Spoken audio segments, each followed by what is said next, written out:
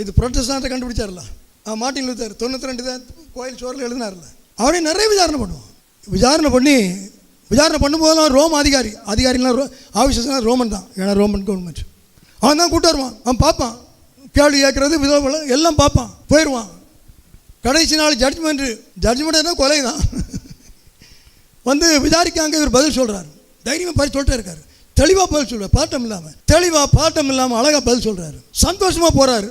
எங்கள் தலை வெட்டுருக்கு, உன்னை சிரச்சேதம் பண்ணுவது அதுதான் நியாயம் என்று சங்கத்தால் தீர்க்கப்படுகிறது. நீ குற்றவாளி, கொலை குற்றவாளி. அங்கே போய் நிற்கிறாரு. இந்த இவரை காவல் காத்து ரோம அதிகாரி அவன் கையை தூக்கினான், நான் ஒன்று சொல்ல வேண்டும் அப்படின்னு தூக்கினான். என்னன்னு எல்லாம் பார்த்தான்.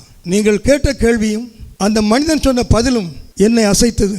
அவன் உண்மையாகவே குற்றமற்றவன், அவன் கிறிஸ்தவன், நானும் கிறிஸ்தவனாய் மாறுகிறேன், அந்த விசுவாசத்தை அறிக்கை செய்கிறேன், என் உயிரை அர்ப்பணிக்கிறேன் அப்படி சொல்லி நேரம் நடந்தான். அங்கே போய் முழங்கால் படிக்கிட்டு இயேசுவை என் ஆத்மாவை ஏற்றுன்னு சொல்லிட்டான். அவனையும் சேர்த்து விட்டுனாங்க. கதை இல்லைங்க, சரித்திரங்க, சரித்திரம். நான் ஒரு பாவம் செய்வதற்கு நான் சாட்சியாக இருக்கிறேனா? தீமை செய்வதற்கு நான் சாட்சியாக இருக்கிறேனா? ஒருவன் திருந்துவதற்கு நான் சாட்சியாக இருக்கிறேனா?